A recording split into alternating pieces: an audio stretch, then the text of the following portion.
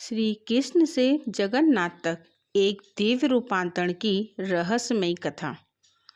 पुरी को देश के 4 धामों से एक माना जाता है। पुरी के समुद्र तट पर स्थित एक बहुत प्रसिद्ध मंदिर है। स्थानीय मान्यता है कि कई वर्ष पूर्व नीलांचल पर्वत पर स्वयं भगवान नीलमाधव, जिन्हें हम जगन्नाथ के नाम से भी जानते हैं, निवास करते हैं। आइए जानते हैं कि श्री कृष्ण कैसे बन गए श्री जगन्नाथ जी भगवान। लेकिन दोस्तों, अगर आप हमारे चैनल पर नए हैं तो चैनल को सब्सक्राइब जरूर करें।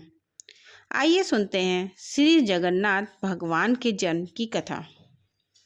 एक बार भगवान श्री कृष्ण सो रहे थे और निद्रावस्था में उनके मुख से राधा जी का नाम निकला। पटरानियों को लगा कि वह प्रभु की इतनी सेवा करती हैं, परंतु प्रभु सबसे ज़्यादा राधा जी का ही स्मरण करते हैं। रुक्मणी जी एवं अन्य रानियों ने रोहिणी जी से राधा रानी व श्री कृष्ण के प्रेम व ब्रज लीलाओं का वर्णन करने की प्रार्थना की।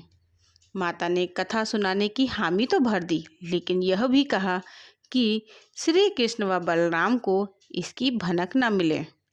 तय हुआ कि सभी रानियों को रोहिणी जी एक गुप्त स्थान पर कथा सुनाएंगी, वहां कोई और न आए, इसके लिए सुभद्रा जी को पहरा देने के लिए मना लिया गया। सुभद्रा जी को आदेश हुआ कि स्वयं श्री कृष्ण या बलराम भी आए तो उन्हें भी अंदर ना आने देना। माता ने कथा सुनानी आरंभ की। सुभद्रा द्वार पर तैनात थी। थोड़ी देर में श्री कृष्ण एवं बलराम वहां आ पहुंचे। सुभद्रा ने अंदर जाने से रोक लिया। इससे भगवान श्री कृष्ण को कुछ संदेह हुआ। वह बाहर से ही अपनी सूक्ष्म शक्ति द्वारा अंदर की माता द्वारा वर्णित वज्र लीलाओं को आनंद लेकर सुनने लगे। बलराम जी भी कथा का आनंद लेने लगे। कथा सुनते सुनते श्री कृष्ण, बलराम व सुभद्रा के हृदय में ब्रज के प्रति अद्भुत प्रेम भाव उत्पन्न हुआ। उस भाव में उनके पैर हाथ सिकुड़ने लगे, जैसे बाल्यकाल में थे। तीनों राधा जी की कथा में ऐसे विभोर हुए कि मूर्ति के समान जड़ प्रतीत होने लगे। बड़े ध्यानपूर्वक देखने पर भी उनके हाथ पैर दिखाई नहीं देते थे। सुदर्शन ने भी द्रवित होकर लंबा रूप धारण कर लिया। उसी समय देव मुनि नारद वहां आ पहुंचे। भगवान के इस रूप को देखकर आश्चर्यचकित हो गए और निहारते रहे। कुछ समय बाद जब तंद्रा भंग हुई तो नारद जी ने प्रणाम करके भगवान श्री कृष्ण से कहा, हे प्रभु, मेरी इच्छा है कि मैंने आज जो रूप देखा है वह रूप आपके भक्त जनों को पृथ्वी लोक पर चिरकाल तक देखने को मिले। आप इस रूप में पृथ्वी पर वास करें। भगवान श्री कृष्ण नारद जी की बात से प्रसन्न हुए और उन्होंने कहा कि ऐसा ही होगा। कलिकाल में मैं इसी रूप में नीलांचल क्षेत्र में अपना स्वरूप प्रकट करूंगा।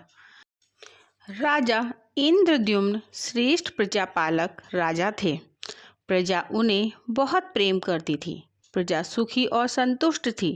राजा के मन में इच्छा थी कि वह कुछ ऐसा करे जिससे सभी उन्हें स्मरण रखें। दैव योग से इंद्रद्युम्न के मन में एक अज्ञात कामना प्रकट हुई कि वह ऐसा मंदिर का निर्माण कराएं जैसा दुनिया में कहीं और ना हो।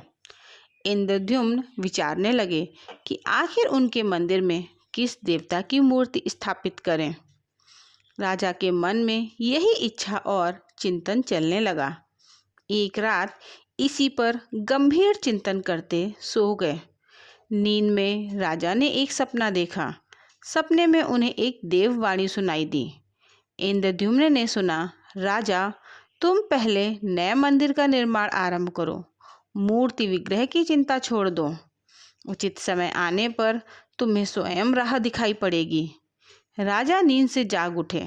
सुबह होते ही उन्होंने अपने मंत्रियों को सपने की बात बताई। राजपुरोहित के सुझाव पर शुभ मुहूर्त में पूर्वी तट पर एक विशाल मंदिर के निर्माण का निश्चय हुआ। वैदिक मंत्रोच्चार के साथ मंदिर निर्माण का श्री गणेश हुआ। राजा इंद्रद्युम्न के मंदिर बनवाने की सूचना शिल्पियों और कारीगरों को हुई। सभी इसमें योगदान देने पहुंचे। दिन रात मंदिर के निर्माण में जुट गए। कुछ ही वर्षों में मंदिर बनकर तैयार हुआ। सागर तट पर एक विशाल मंदिर का निर्माण तो हो गया, परंतु मंदिर के भीतर भगवान की समस्या जस की तस थी। राजा फिर से चिंतित होने लगे। एक दिन मंदिर के गर्भगृह में बैठकर इसी चिंतन में बैठे राजा की आंखों से आंसू निकल आए। राजा ने भगवान से विनती की, प्रभु, आपके किस स्वरूप को इस मंदिर में स्थापित करूं? इसकी चिंता से व्यग्र हूं। मार्ग दिखाइए। आपने स्वप्न जो संकेत दिया था उसे पूरा होने का समय कब आएगा? देव विग्रह विहीन मंदिर देख सभी मुझ पर हंसेंगे। राजा की आंखों से आंसू झर रहे थे और वह प्रभु से प्रार्थना करते जा रहे थे। प्रभु, आपके आशीर्वाद से मेरा बड़ा सम्मान है। प्रजा समझेगी कि मैंने झूठ मूठ में स्वप्न में आपके आदेश की बात कहकर इतना बड़ा श्रम कराया। हे प्रभु, मार्ग दिखाइए। राजा दुखी मन से अपने महल में चले गए। उस रात को राजा ने फिर एक सपना देखा। सपने में उसे देववाणी सुनाई दी, राजन, यहाँ निकट में ही भगवान श्री कृष्ण का विग्रह रूप है। तुम उन्हें खोजने का प्रयास करो, तुम्हें दर्शन मिलेंगे। इंद्रद्युम्न ने स्वप्न की बात पुनः पुरोहित और मंत्रियों को बताई। सभी यह निष्कर्ष पर पहुँचे कि प्रभु की कृपा सहज प्राप्त नहीं होगी। उसके लिए हमें निर्मल मन से परिश्रम आरंभ करना होगा। भगवान के विग्रह का पता लगाने की जिम्मेदारी राजा इंद्रद्युम्न ने 4 विद्वान पंडितों को सौंप दिया। प्रभु इच्छा से प्रेरित होकर चारों विद्वान 4 दिशाओं में निकले। उन चारों में एक विद्वान थे विद्यापति। वह चारों में सबसे कम उम्र के थे। प्रभु के विग्रह की खोज के दौरान उनके साथ बहुत से अलौकिक घटनाएं हुईं। पंडित विद्यापति पूर्व दिशा की ओर चले। कुछ आगे चलने के बाद विद्यापति उत्तर की ओर मुड़े तो उन्हें एक जंगल दिखाई दिया। वन भयावह था। विद्यापति श्री कृष्ण के उपासक थे। उन्होंने श्री कृष्ण का स्मरण किया और राह दिखाने की प्रार्थना की। भगवान श्री कृष्ण की प्रेरणा से उन्हें राह दिखने लगी। प्रभु का नाम लेते वह वन में चले जा रहे थे। जंगल के मध्य उन्हें एक पर्वत दिखाई दिया। पर्वत के वृक्षों से संगीत की ध्वनि या सुरम्य गीत सुनाई पड़ रहा था। विद्यापति संगीत के जानकार थे। उन्हें वहाँ मृदंग, बंसी और करताल की मिश्रित ध्वनि सुनाई दे रही थी। यह संगीत उन्हें दिव्य लगा। संगीत की लहरियों को खोजते विद्यापति आगे बढ़ चले। वह जल्दी ही पहाड़ी की चोटी पर पहुंच गए। पहाड़ के दूसरी ओर उन्हें एक सुंदर घाटी दिखी जहां भील नृत्य कर रहे थे। विद्यापति उस दृश्य को देखकर मंत्रमुग्ध थे। सफर के कारण थके थे, पर संगीत से थकान मिट गई और उन्हें नींद आने लगी। अचानक एक बाघ की गर्जना सुनकर विद्यापति घबरा उठे। बाघ उनकी ओर दौड़ता हुआ आ रहा था। बाघ को देखकर विद्यापति घबरा गए और बेहोश होकर वहीं गिर पड़े। बाघ विद्यापति पर आक्रमण करने ही वाला था कि तभी एक स्त्री ने बाघ को पुकारा, बाघा। उस आवाज को सुनकर बाघ मौन खड़ा हो गया। स्त्री ने उसे लौटने का आदेश दिया तो बाघ लौट पड़ा। बाघ उस स्त्री के पैरों के पास ऐसे लौटने लगा जैसे कोई बिल्ली पुचकार सुनकर खेलने लगती है। युवती बाघ की पीठ को प्यार से थपथपाने लगी और बाघ स्नेह से लौटता रहा। वह स्त्री वहां मौजूद स्त्रियों में सर्वाधिक सुंदर थी। वह भीलों के राजा विश्वावसु की इकलौती पुत्री ललिता थी। ललिता ने अपने सेविकाओं को अचेत विद्यापति की देखभाल के लिए भेजा। सेविकाओं ने झरने से जल लेकर विद्यापति पर छिड़का। कुछ देर बाद विद्यापति की चेतना लौटी। उन्हें जल पिलाया गया। विद्यापति यह सब देखकर बहुत आश्चर्य में थे। ललिता विद्यापति के पास आई और पूछा, आप कौन हैं और भयानक जानवरों से भरे इस वन में आप कैसे पहुँचे? आपके आने का प्रयोजन बताइए ताकि मैं आपकी सहायता कर सकूं। विद्यापति के मन से बाघ का भय पूरी तरह गया नहीं था। ललिता ने यह बात भांप ली और उन्हें सांत्वना देते हुए कहा, विप्रवर, आप मेरे साथ चलें। जब आप स्वस्थ हों तब अपने लक्ष्य की ओर प्रस्थान करें। विद्यापति ललिता के पीछे पीछे उनकी बस्ती की तरफ चल दिए। विद्यापति भीलों के राजा विश्वावसु से मिले और उन्हें अपना परिचय दिया। विश्वावसु विद्यापति जैसे विद्वान से मिलकर बड़े प्रसन्न हुए। विश्वावसु के अनुरोध पर विद्यापति कुछ दिन वहां अतिथि बनकर रुके। वह भीलों को धर्म और ज्ञान का उपदेश देने लगे। उनके उपदेशों को विश्वावसु तथा ललिता बड़ी रुचि के साथ सुनते थे। ललिता के मन में विद्यापति के लिए अनुराग पैदा हो गया। विद्यापति ने भी भांप लिया कि ललिता जैसी सुंदरी को उनसे प्रेम हो गया है, किंतु विद्यापति एक बड़े कार्य के लिए निकले थे। अचानक एक दिन विद्यापति बीमार हो गए। ललिता ने उनकी सेवा की। इससे विद्यापति के मन में भी ललिता के प्रति प्रेम भाव पैदा हो गया। विश्वावसु ने प्रस्ताव रखा कि विद्यापति ललिता से विवाह कर लें। विद्यापति ने इसे स्वीकार कर लिया। कुछ दिन दोनों के सुखमय बीते।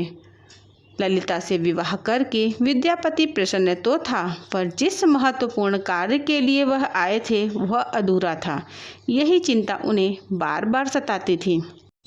इस बीच विद्यापति को एक विशेष बात पता चली। विश्वावसु हर रोज सवेरे उठकर कहीं चला जाता था और सूर्योदय के बाद ही लौटता था। कितनी भी विकट स्थिति हो, उसका यह नियम कभी नहीं टूटता था। विश्वावसु के इस व्रत पर विद्यापति को आश्चर्य हुआ। उनके मन में इस रहस्य को जानने की इच्छा हुई। आखिर विश्वावसु जाता कहाँ है? एक दिन विद्यापति ने ललिता से इस संबंध में पूछा। ललिता यह सुनकर सहम गई। विद्यापति ने ललिता से उसके पिता द्वारा प्रतिदिन सुबह किसी अज्ञात स्थान पर जाने और सूर्योदय के पूर्व लौट आने का रहस्य पूछा। विश्वावसु का नियम किसी हाल में नहीं टूटता था, चाहे कितनी भी विकट परिस्थिति हो। ललिता के सामने धर्म संकट आ गया। वह पति की बात को ठुकरा नहीं सकती थी, लेकिन पति जो पूछ रहा था वह उसके वंश की गोपनीय परंपरा से जुड़ी बात थी, जिसे खोलना संभव नहीं था। ललिता ने कहा, स्वामी, यह हमारे कुल का रहस्य है जिसे किसी के सामने खोला नहीं जा सकता, परंतु आप मेरे पति हैं और मैं आपको कुल का पुरुष मानते हुए जितना संभव है उतना बताती हूँ। यहाँ से कुछ दूरी पर एक गुफा है जिसके अंदर हमारे कुल देवता हैं। उनकी पूजा हमारे सभी पूर्वज करते आए हैं। यह पूजा निर्बाध चलनी चाहिए। उसी पूजा के लिए पिताजी रोज सुबह नियमित रूप से जाते हैं। विद्यापति ने ललिता से कहा कि वह भी उनकी कुल देवता के दर्शन करना चाहते हैं। ललिता बोली, यह संभव नहीं। हमारे कुल देवता के बारे में किसी को जानने की इच्छा है, यह सुनकर मेरे पिता क्रोधित हो जाएंगे। विद्यापति की उत्सुकता बढ़ रही थी। वह तरह तरह से ललिता के अपने प्रेम की शपथ देकर मनाने लगे। आखिरकार ललिता ने कहा कि वह अपने पिताजी से विनती करेगी कि वह आपको देवता के दर्शन करा दें। ललिता ने पिता से सारी बात कही। वह क्रोधित हो गए। ललिता ने जब यह कहा कि मैं आपकी अकेली संतान हूँ, आपके बाद देवता के पूजा का दायित्व मेरा होगा, इसलिए मेरे पति का यह अधिकार बनता है, क्योंकि आगे उसे ही पूजना होगा। विश्वावसु इस तर्क के आगे झुक गए। वह बोले, गुफा के दर्शन किसी को तभी कराए जा सकते हैं जब वह भगवान की पूजा का दायित्व अपने हाथ में ले ले। विद्यापति ने दायित्व स्वीकार किया तो विश्वावसु देवता के दर्शन कराने को राजी हुए। दूसरे दिन सूर्योदय से पूर्व विद्यापति की आंखों पर पट्टी बांधकर विश्वावसु उनका दाहिना हाथ पकड़कर गुफा की तरफ निकले। विद्यापति ने मुट्ठी में सरसों रख लिया था, जिसे रास्ते में छोड़ते हुए गए। गुफा के पास पहुंचकर विश्वावसु रुके और गुफा के पास पहुंच गए। विश्वावसु ने विद्यापति के आँखों की काली पट्टी खोल दी। उस गुफा में नीले रंग का प्रकाश चमक उठा। हाथों में मुरली लिए भगवान श्री कृष्ण का रूप विद्यापति को दिखाई दिया। विद्यापति आनंद मग्न हो गए। उन्होंने भगवान के दर्शन किए। दर्शन के बाद तो जैसे विद्यापति जाना ही नहीं चाहते थे, पर विश्वावसु ने लौटने का आदेश दिया। फिर उनकी आंखों पर पट्टी बांधी और दोनों लौट पड़े। लौटने पर ललिता ने विद्यापति से पूछा। विद्यापति ने गुफा में दिखे अलौकिक दृश्य के बारे में पत्नी को बताना भी उसने उचित नहीं समझा। वह टाल गए। यह तो जानकारी हो चुकी थी कि विश्वावसु श्री कृष्ण की मूर्ति की पूजा करते हैं। विद्यापति को आभास हो गया कि महाराज ने स्वप्न में जिस प्रभु विग्रह के बारे में देववाणी सुनी थी वह इसी मूर्ति के बारे में थी।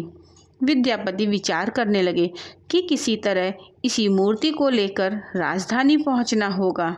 वह एक तरफ तो गुफा से मूर्ति को लेकर जाने की सोच रहे थे, दूसरी तरफ भीलराज और पत्नी के साथ विश्वासघात के विचार से उनका मन व्यथित हो रहा था। विद्यापति धर्म अधर्म के बारे में सोचते रहे। फिर विचार आया कि यदि विश्वावसु ने सचमुच उस पर विश्वास किया होता तो आंखों पर पट्टी बांधकर गुफा तक नहीं ले जाता, इसलिए उसके साथ विश्वासघात का प्रश्न नहीं उठता। उसने गुफा से मूर्ति चुराने का मन बना लिया। विद्यापति ने ललिता से कहा कि वह अपने माता पिता के दर्शन के लिए जाना चाहते हैं। वे उसे लेकर परेशान होंगे। ललिता भी साथ चलने को तैयार हुई तो विद्यापति ने यह कहकर समझा लिया कि वह शीघ्र ही लौटेगा तो उसे लेकर जाएगा। ललिता मान गई। विश्वावसु ने उसके लिए घोड़े का प्रबंध किया। अब तक सरसों के दाने से पौधे निकल आए थे। उनको देखता विद्यापति गुफा तक पहुंच गया। उसने भगवान की स्तुति की और क्षमा प्रार्थना के बाद उनकी मूर्ति उठाकर झोले में रख ली। शाम तक वह राजधानी पहुंच गया और सीधा राजा के पास गया। उसने दिव्य प्रतिमा राजा को सौंप दी और पूरी कहानी सुनाई। राजा ने बताया कि उसने कल एक सपना देखा कि सुबह सागर में एक कुंदा बहकर आएगा। उस कुंदे की नक्काशी करवाकर भगवान की मूर्ति बनवा लेना। जिसका अंश तुम्हें प्राप्त होने वाला है वह भगवान श्री विष्णु का स्वरूप होगा। तुम जिस मूर्ति को लाए हो वह भी भगवान विष्णु का अंश है। दोनों आश्वस्त थे कि उनकी तलाश पूरी हो गई है। राजा ने कहा कि जब भगवान द्वारा भेजी लकड़ी से हम इस प्रतिमा का बड़ा स्वरूप बनवा लेंगे तब तुम अपने ससुर से मिलकर उन्हें मूर्ति वापस कर देना। उनके कुल देवता का इतना बड़ा विग्रह एक भव्य मंदिर में स्थापित देखकर उन्हें खुशी ही होगी। दूसरे दिन सूर्योदय से पूर्व राजा विद्यापति तथा मंत्रियों को लेकर सागर तट पर पहुंचा। स्वप्न के अनुसार एक बड़ा कुंदा पानी में बहकर आ रहा था। सभी उसे देखकर प्रसन्न हुए। 10 नावों पर बैठकर राजा के सेवक उस कुंदे को खींचने पहुंचे। मोटी मोटी रस्सियों से कुंदे को बांधकर खींचा जाने लगा, लेकिन कुंदा टस से मस नहीं हुआ और लोग भेजे गए, लेकिन सैकड़ों लोग और नावों का प्रयोग करके भी कुंदे को हिलाया तक नहीं जा सका। राजा का मन उदास हो गया। सेनापति ने एक लंबी सेना कुंदे को खींचने के लिए भेज दी। सारे सागर में सैनिक ही सैनिक नजर आने लगे, लेकिन सभी मिलकर कुंदे को अपने स्थान से हिला ना सके। सुबह से रात हो गई। अचानक राजा ने काम रोकने का आदेश दिया। उसने विद्यापति को अकेले में ले जाकर कहा कि वह समस्या का कारण जान गया है। राजा के चेहरे पर संतोष के भाव थे। राजा ने विद्यापति को गोपनीय रूप से कहीं चलने की बात कही।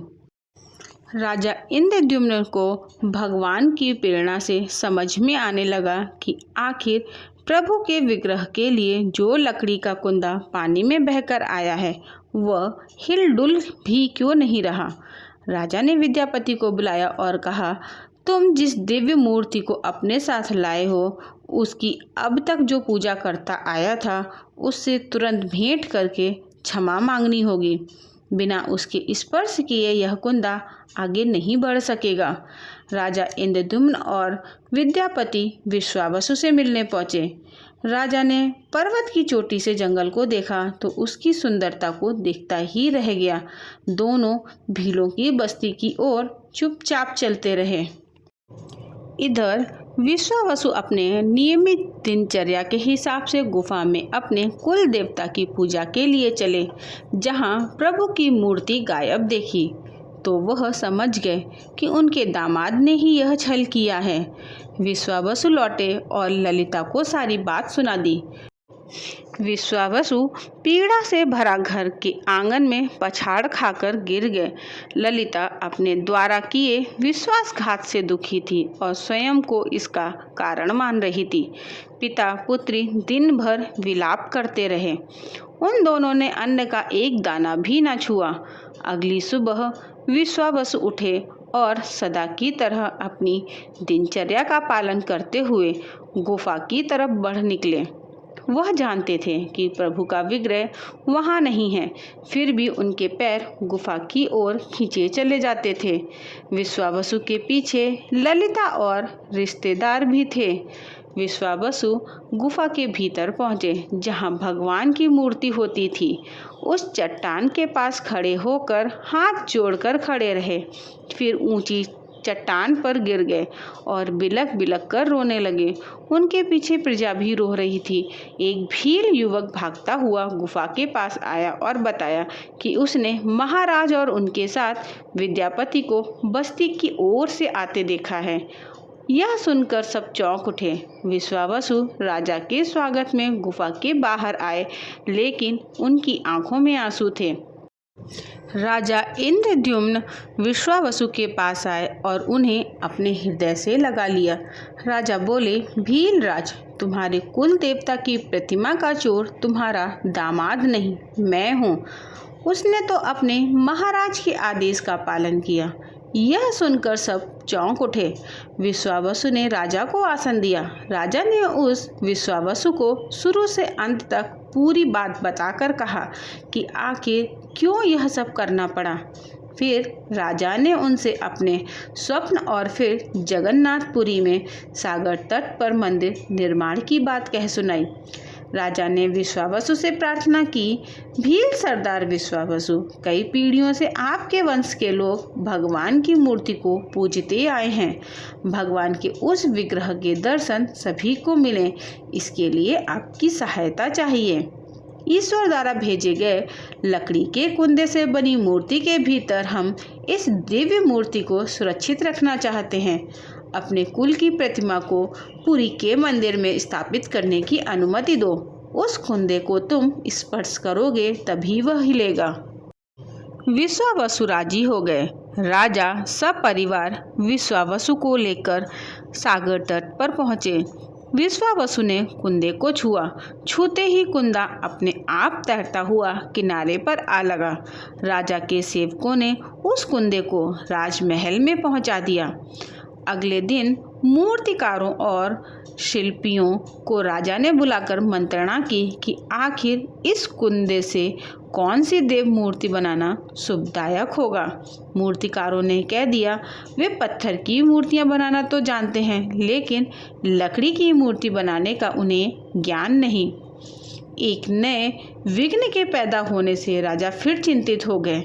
उसी समय वहां एक बूढ़ा आया। उसने राजा से कहा, इस मंदिर में आप भगवान श्री कृष्ण को उनके भाई बालभद्र तथा बहन सुभद्रा के साथ विराजमान करें। इस दैवयोग का यही संकेत है। राजा को उस बूढ़े व्यक्ति की बात से सांत्वना तो मिली, लेकिन समस्या यह थी कि आखिर मूर्ति बने कैसे। तब बूढ़ा बोला, मैं इस कला में कुशल हूँ। मैं इस पवित्र कार्य को पूरा करूँगा और मूर्तियाँ बनाऊँगा, पर मेरी एक शर्त है। राजा प्रसन्न हो गए और उनकी शर्त पूछी। बूढ़े शिल्पकार ने कहा, मैं भगवान की मूर्ति निर्माण का काम एकांत में करूँगा। मैं यह काम बंद कमरे में करूँगा। कार्य पूरा करने के बाद मैं स्वयं दरवाज़ा खोलकर बाहर आऊँगा। इस बीच कोई मुझे नहीं बुलाए। राजा सहमत तो थे, लेकिन उन्हें एक चिंता हुई और बोले, यदि कोई आपके पास नहीं आएगा तो ऐसी हालत में आपके खाने पीने की व्यवस्था कैसे होगी। शिल्पकार ने कहा, जब तक मेरा काम पूर्ण नहीं होता मैं खाता पीता नहीं हूँ। राज मंदिर के एक विशाल कक्ष में उस बूढ़े शिल्पकार ने स्वयं को 21 दिनों के लिए बंद कर लिया और काम शुरू कर दिया। भीतर से आवाज़ें आती थीं। महारानी गुंडीचा देवी दरवाजे से कान लगाकर अक्सर छेनी हथौड़े के चलने की आवाज़ें सुना करती थी। महारानी रोज की तरह कमरे के दरवाजे से कान लगाए खड़ी थीं। 15 दिन बीते थे कि उन्हें कमरे से आवाज़ सुनाई पड़नी बंद हो गई। जब मूर्तिकार के काम करने की कोई आवाज़ न मिली तो रानी चिंतित हो गई। उन्हें लगा कि वृद्ध आदमी है, खाता पीता भी नहीं, कहीं उसके साथ कुछ अनिष्ट न हो गया हो। व्याकुल होकर रानी ने दरवाजे को धक्का देकर खोला और भीतर झांका। महारानी गुंडीचा देवी ने इस मूर्तिकार को दिया हुआ वचन भंग कर दिया था। मूर्तिकार अभी मूर्तियां बना रहा था, परंतु रानी को देखते ही वह अदृश्य हो गया। मूर्ति निर्माण का कार्य अभी तक पूरा नहीं हुआ था। हाथ पैर का निर्माण पूर्ण नहीं हुआ था। वृद्ध शिल्पकार के रूप में स्वयं देवताओं के शिल्पी भगवान विश्वकर्मा आए थे। उनके अदृश्य होते ही मूर्तियां अधूरी ही रह गईं। इसी कारण आज भी यह मूर्तियां वैसी ही हैं। उन प्रतिमाओं को ही मंदिर में स्थापित कराया गया। कहते हैं विश्वावसु संभवतः उस जरा बहेलिए का वंशज था जिसने अनजाने में भगवान श्री कृष्ण की हत्या कर दी थी। विश्वावसुर शायद कृष्ण के पवित्र अवशेषों की पूजा करता था। ये अवशेष मूर्तियों में छिपाकर रखे गए थे। विद्यापति और ललिता के वंशज जिन्हें दैत्यपति कहते हैं, उनका परिवार ही यहाँ अब तक पूजा करता है। दोस्तों, अगर आपको यह जानकारी अच्छी लगी हो तो वीडियो को लाइक ज़रूर करें, और अगर आपने चैनल को अभी तक सब्सक्राइब ना किया हो तो चैनल को सब्सक्राइब भी करें। धन्यवाद। जय जगन्नाथ।